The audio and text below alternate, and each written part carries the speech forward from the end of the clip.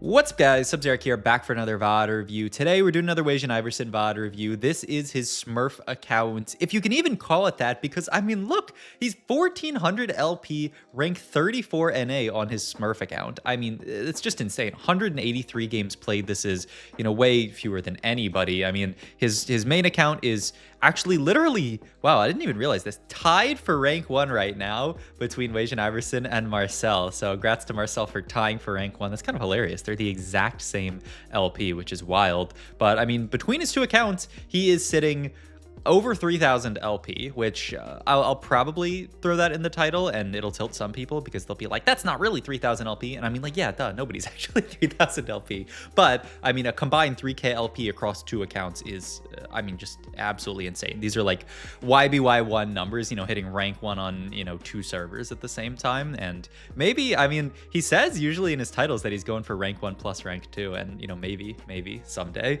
we'll see that from Wasian. I don't know. Remind me, and by remind me, I mean let me know, is there actually a player who's hit rank 1 and rank 2 at the same time on, I'm trying to think on NA, but even on like any other server, I could imagine that that's something that YBY1's done on Vietnam, but I don't have a clear recollection of it. Yeah, I'm trying to think if anyone's ever hit rank 1 and rank 2 at the same time on a server in TFT, because not to my knowledge, but I mean, there are a lot of very good players out there, so maybe there's one who's like a little bit before my time, or maybe it's just someone who I'm forgetting. But okay, start off the game here really with I mean, I would say more towards AD direction here. The glove, the bow, the belt, we can make like a guard breaker style stuff. We could, I mean, yeah, we have like guard breaker and krakens, which are, I would say, both very solid AD items, so I do think we would lean towards that. Okay, if it were me, I'd take Starry Night here and play Kog'Maw reroll, because we have a Kog'Maw, we have a Skarner, we have this, we have Kindred Pair. Like, I actually would play it, and you could just make Krakens plus Guardbreaker here and play for it. I think wasianiverson, because he's playing on his Smurf, he thinks he's better than all the, I mean, it's not an opinion. He is better than all the people in this lobby at TFT, just, by the fact that he's 3K LP. So he probably just doesn't want to play reroll, but we'll see. Maybe there's an idea for it. I mean, Anima Squad Crest, the only downside to it is we don't have any Anima Squad units. If we had some Anima Squads, I'd be more excited about this, but in this spot, I don't think you really take it. I don't really like this other Augment that much either, though I've already forgotten what it is. Starry Night here. Yeah, Heroic Grab Bag. We just don't have any 3 costs to dupe. Generally, that's what you want to do with it. I mean, Salvage Bin's like, decent. We're just going to grab the Worth the Wait here. I think this is a pretty solid option. Gives you a little bit of direction, and we get the Vi out of the Worth the Wait, which is kind of interesting. We can level up here. I mean, low key, this might have been the best possible hit that we could get here, is just picking up Vi in this spot here. Now we have a very solid front line to go along with our Kog'Maw and all this kind of stuff. We get to play this on our current board, slowly tempo out the Vi, and then play some kind of Vanguards plus AD board. I'm also interested in the Slam here. It was just a last Whisper Slam, and that's it. Huh. I'm pretty honestly surprised by that. I would have been really tempted to make Krakens there. I think this item's so good onto any AD line. Obviously, he had very little time, but it's very solid. It's a little bit worse in Vanguard Marksman, actually. A little bit better when you're playing for high attack speed boards. And I do think probably the default angle from here is just, play Vanguard Marksman, throw a Vi onto your board, and, feel pretty good about having a Vi 3, eventually a Vi 4 on your board. You don't really want to play reroll from this spot. This is kind of a common thing where when you take an augment like this, like Worth the Wait, like the prismatic one, you don't want to play like, Kog'Maw reroll from this spot, because you're getting the Vi 3 guaranteed. And so rolling for the other stuff, I mean, yes, you can accelerate your own Vi 3, but you're just going to be a lot better off just tempoing this Vi, taking a random Vi 3 and playing with that throughout stage 3, because that's going to be enough to win streak you stage 3, but then you don't have the downside of falling off stage 4, stage 5 if you're playing like 1 cost reroll. You can just play this Vi 3 and play 4 costs with it, get the best of both worlds, the spike of playing kind of like 1 cost reroll, but then also get the power of playing for 4 costs. So yeah.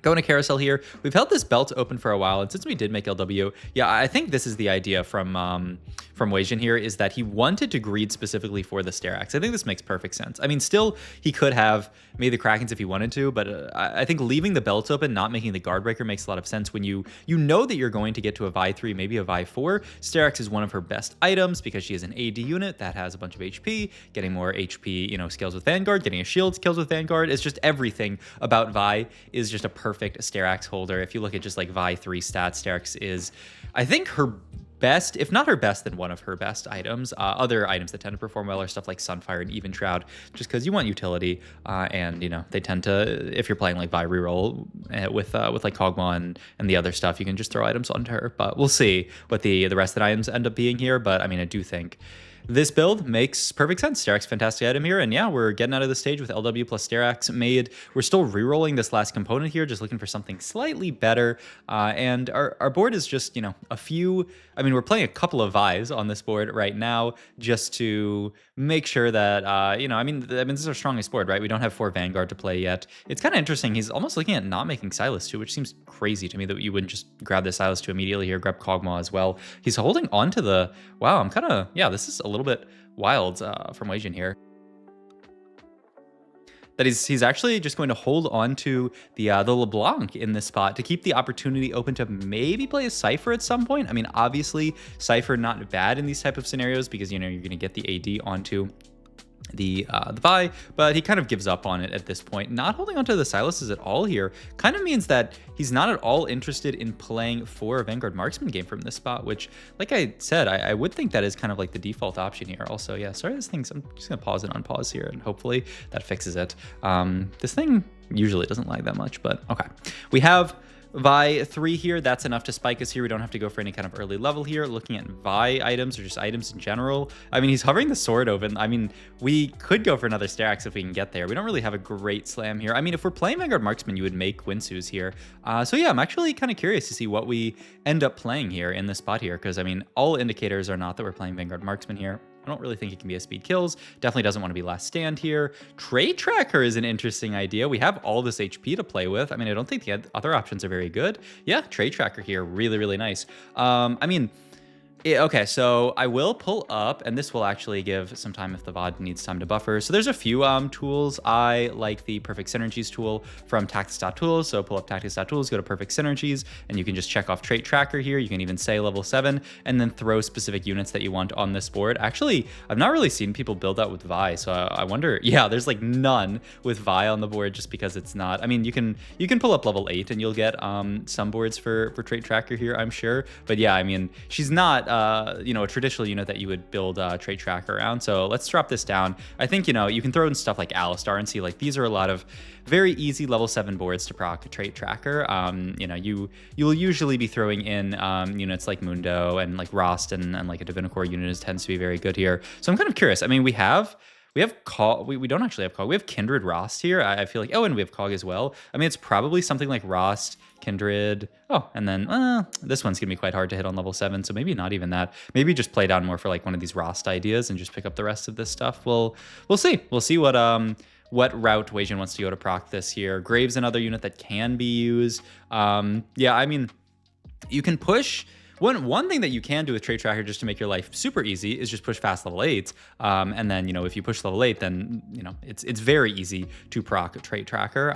So we'll see how Wasian wants to go about this. We still have the spike of the Vi 3 that is saving us a bunch of HP here, keeping our win streak, which is fantastic because, you know, the biggest downside to Trait Tracker is obviously, you know, you're sacking an augment until you proc it. You are, you know, obviously much weaker, down an entire gold augment.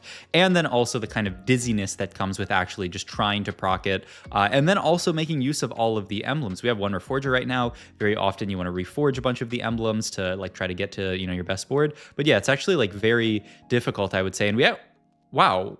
I don't want to say that that's straight up a mistake from Wasian, but that's a crazy move to burn this Reforger here just to reforge that component. I don't agree with this. We're Trait Tracker here. Reforgers are so valuable. I mean, this does allow us to keep our streak a little bit longer, but I mean, that's a play that I would just straight up disagree with because the value of a Reforger with Trait Tracker is immense here. But I mean, we do at least get to keep our streak. We get the Bramble made here. We can look for just a finished item here. Look in that cloak here. Though I guess, yeah, I mean, no BT is going to get made in this spot. He's looking on the other monitor for his, I mean, he's probably pulled up that tool. There's another, I think it's like Data TFT or tftdata.com, TFT data.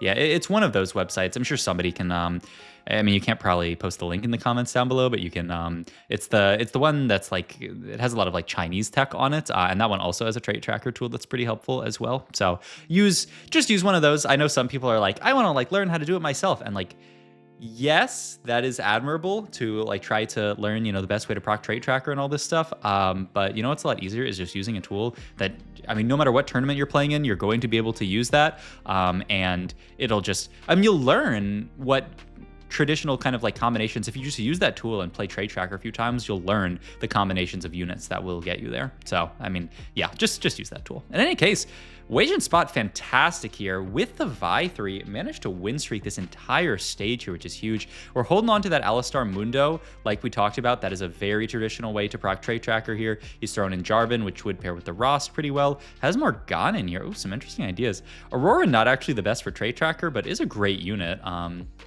So, okay, we have 5 traits in right now, still quite far away. We have the Alistar that can come in soon, Boombot, Slayer, Golden Ox. I mean, if we can pick up a Jarvan, that's 7. And then obviously we still have 3 rapid fire in on this board. So yeah, we are going to push 8 here. Oh, that's just it. Yeah, with these two, because we fit Slayer in with the Mundo. Oh, Bruiser, Slayer, Golden Ox here. Beautiful. And then not Street Team. And yeah, it was just Bruiser, Slayer, Golden Ox that we fit in. All right. I mean, this is the power of, like I said, the Alistar, the Mundo, the Jarvan. I mean, it makes it so easy. We make the IE here, finish off a Gargoyle here. I mean, how insane would it be if we actually proc trait tracker and win, though? This guy's board does not look that bad. I mean, it's actually kind of close. Oh my God.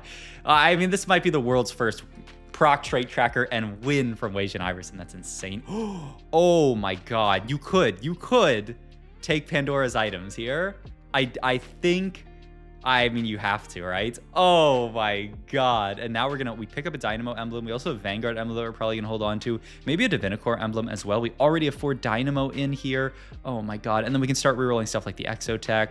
We're not gonna be able to make use of everything, right? Because like, I mean, I would say that like the Boombot emblem is fantastic. Wow, we're actually gonna use a lot of these here. We're gonna use, wow, Exotech now just to tempo it. I imagine we'll reroll this later, but I mean, we did actually fit 3 Exotech on this board with just the Jhin plus the Sejuani here. Oh my God, this Wasian guy is just really good at TFT, man. Like, who's it's just like, this is the hardest part I would say about trait tracker is like, once you proc it, figure out, okay, what is my board actually supposed to be? When you're 96 HP because you win streak the entire game, it is a lot easier, but I mean, I think a lot of people would have gotten tripped up on that last round figuring out what to play around. I definitely would have looked at reforging Exotech, but I mean, he plays the Sedge here, he gets it in. I mean, he wants to play Jhin anyway for Dynamo, so we can play this for a while. I don't know if forever, but for a while. And we actually fit the Urgot onto this board now, as well as just like a decent carry here, even without any traits in. He's just, I mean, going to be the best unit to hold these AD items compared to, a bunch of other random garbage that we have here.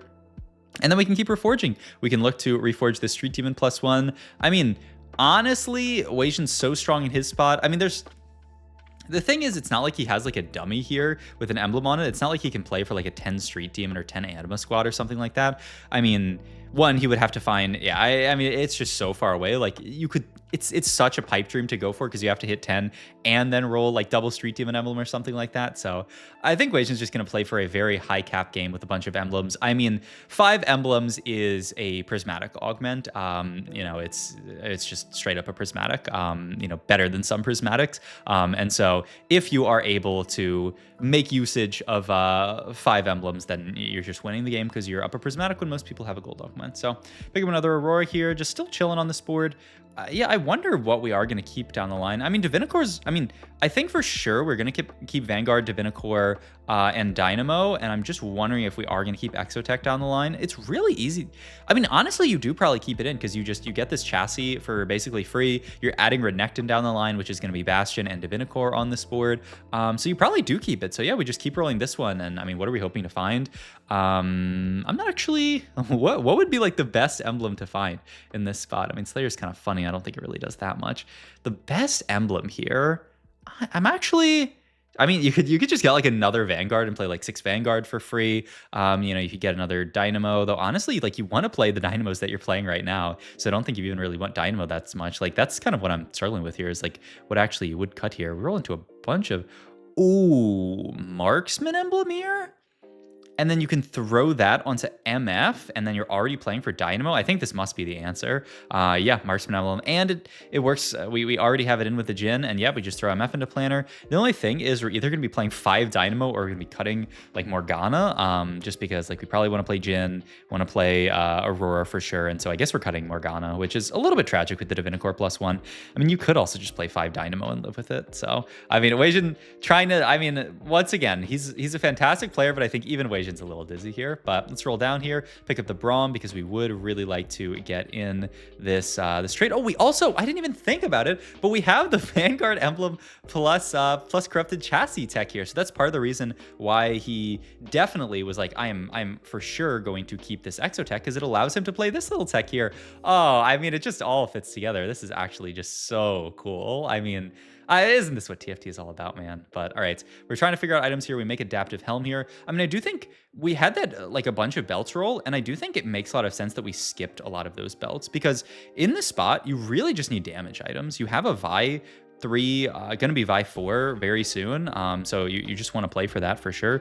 Fitting Viego on this board actually for what? Just for Techie? We're not playing a Golden Ox on this board, right? We're just playing Viego for Techie on this board right now. I mean, Renekton's not Bastion anymore because we did cut the other guy, so we don't have that going for us. I mean, it's so funny. Usually this stage, you get punished really hard for not just slamming your items out of Pandora's, but we're so strong with these emblems.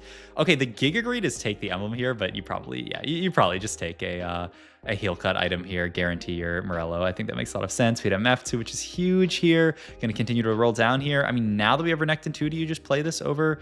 I mean, is Viego that good on this board? I mean, he summons an extra unit. He is a cool guy. Like, and Renekton without Bastion, without real items. I mean, I guess the question is, would you rather a 0-item Renekton or a basically 0-item Viego? And I think the answer is 0-item Viego. He's the MR shred that we lack on this board. He is an extra unit from, you know, his ability or his trait. So I actually think it makes a lot of sense here. We are going to pick up the Renekton at this point, which I don't know what the dream is. We do have a dupe here, so we can just dupe for Vi 4 in this spot. Weijin hovered it for a second. I guess he's just going to do it at the last second here, just to kind of grief people a little bit.